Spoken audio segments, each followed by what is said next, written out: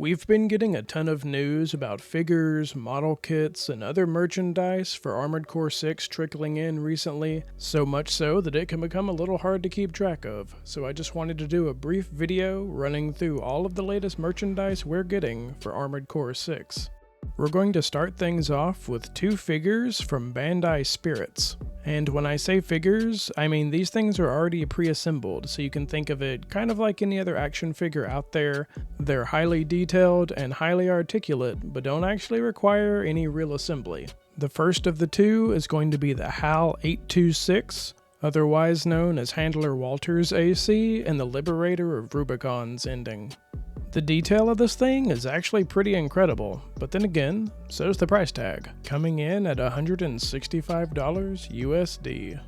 It has this nice red pearlescent paint job, and all the equipment you would expect to be on there.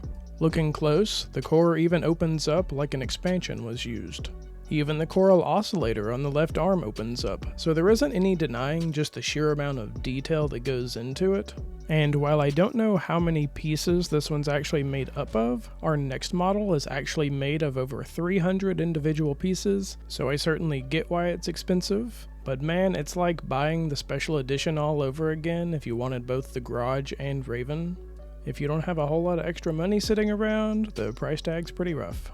But that is going to bring us straight into our next model, also from Bandai Spirits, and that's the IB07 Sol 644, otherwise known as Air. And this, of course, is going to be the mech that you end up squaring off against in the Fires of Raven ending. Just like their HAL counterpart, this one comes in at $165 USD. And like I was saying earlier, this figure is actually made up of an impressive 330 plus pieces. Even though you don't have to assemble them yourself, there's a lot that goes into it.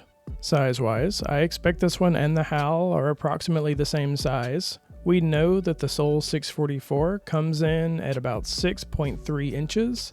While the HAL doesn't actually have a size listed just yet, I expect it's right about the same.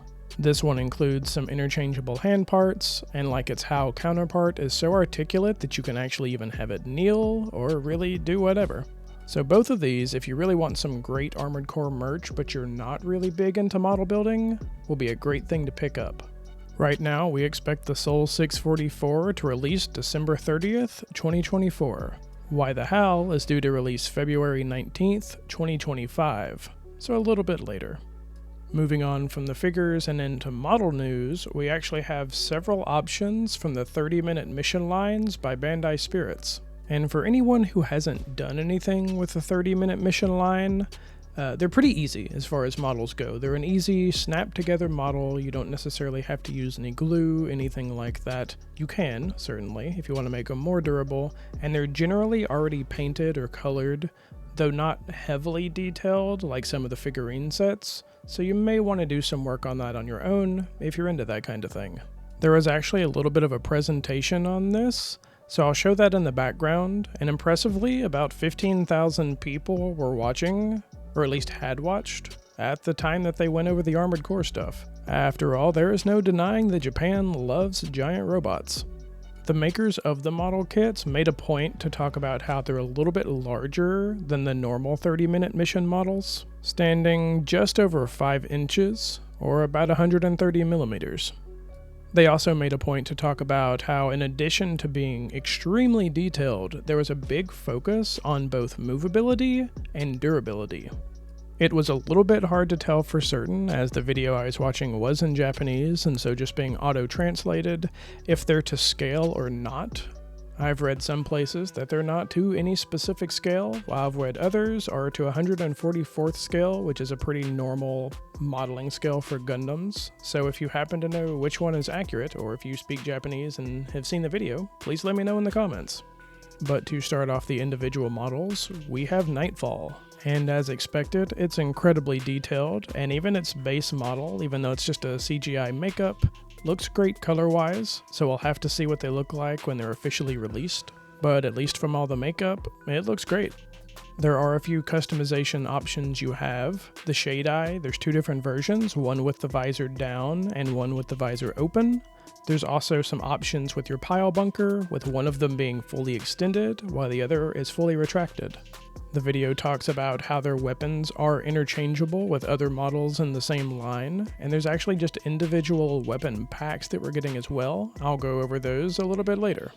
They talk about Nightfall's price is going to be 3,850 yen, which is just under $25 USD, though while both the Robot Spirit figurines are available for pre-order in the US through Amazon, so far there's nothing like that for the model kits. Which means you can't buy them directly and you're going to have to go through another store, maybe something like USA Gundam, I've used them before, but you'll have to go through another model shop or toy store who imports the model kits and then resells them, which means it will probably be a little bit marked up from that $25 price tag. In addition to Nightfall, we also get Rusty, the best boy, I know you're excited for this one, and his Steel Haze AC. This one's going to be the same scale and use the same interlocking systems for parts as Nightfall, so all the weapons at least are interchangeable. I don't know how it's going to work with the individual body pieces, the head, the core, arms, legs, all of that stuff.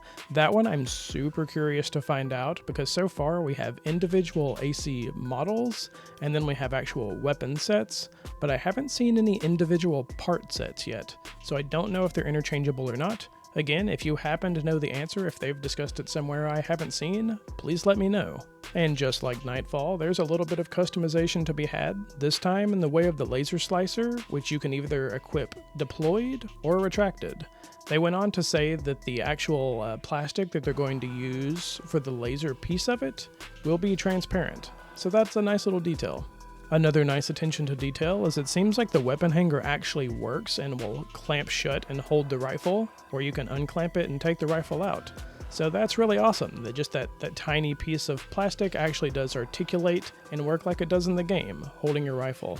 I'm curious if they'll hold some of the other weapons out there as well, and you can just use it as a general hanger. Again, I don't know the answer to that, but hopefully we'll find out. So far, the prices I've seen for Rusty seem to be a little bit more inconsistent, but they're not that far off from Raven.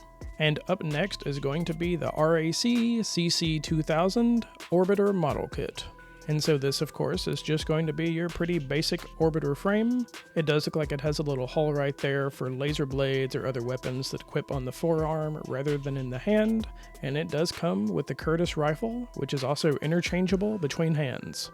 And this is one, interestingly, that kind of slipped under the radar along with our next one. They didn't actually talk about it in the release video. It's popped up a little bit on Twitter, but more or less just showed up in the model shops. Which brings us to our other model that just kind of showed up out of the blue, and that's going to be the Balam Industries BD011 Melander Lagertail version. So this, of course, belongs to G1 Michigan, leader of the Red Guns. And like I started saying before, I definitely get why this one's more expensive. After all, it does have the quad legs, which means there's, well, 2 additional legs. But still, I feel like a little more than double the price, maybe a little steep. Seems to be par for the course for all things AC, and not unusual for all things model kits in general. And much like the Orbiter frame, there's not a ton of info out there on this one just yet, so I don't know if, say, the back weapons are interchangeable. I do believe the Gatling gun is. So far it seems like all the hand weapons, minus the blades and things that equip on the forearm, are interchangeable between the hands.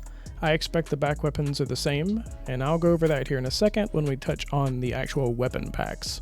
Though while I'm thinking about it, another interesting thing to note is that most of the mock-ups individually show the boosters, and there's a few places in the video you can actually see them pointed in different directions, so I think not only do the boosters move, but I expect that they're interchangeable between ACs as well, though I don't actually have any proof of that yet.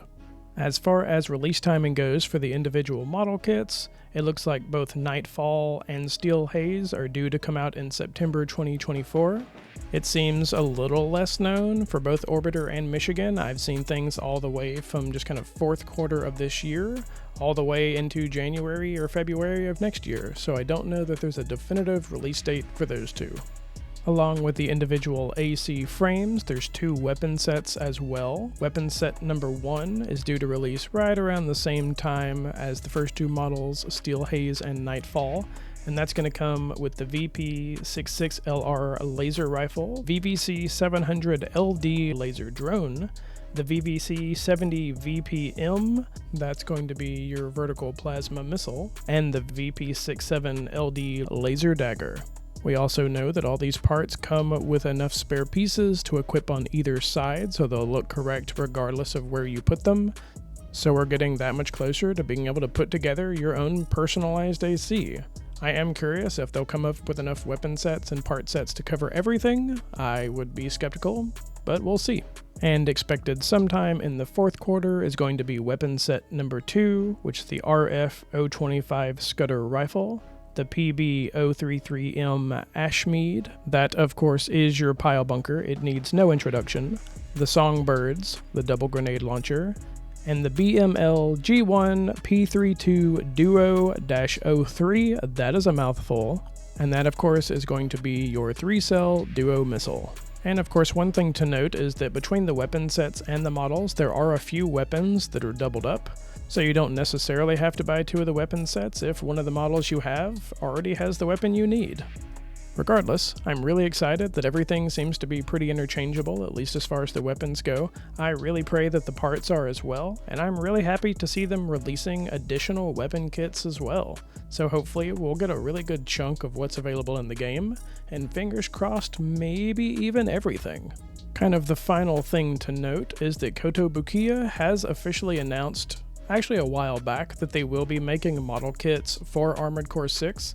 And to go along with that, they've actually re-released a lot of older Armored Core Gen model kits, which is fun too if it's something that you couldn't get a hold of back in the day, or if you got into Armored Core at a later date and wanted to go back and get some of those older model kits. Keep an eye out, they've been re-releasing a lot of them. But that is going to be all I have for you today. Of course, if you enjoyed the video, drop a like, drop a comment if you have anything to say, if there's anything you're looking forward to, or if you have any information I didn't cover here. And I wanted to throw it out there too, that as I've been kind of rebuilding the channel a little bit since my absence, I do have a new Twitter as well, or maybe it's a new X, Twitter, whatever it's called these days. Regardless, it's going to be @LikelyFeral, and I'm trying to get that built up as well and post some of the things I'm working on over there, so I hope I will see you on Twitter as well. Give me a follow. Thanks for watching, and I'll see you next time.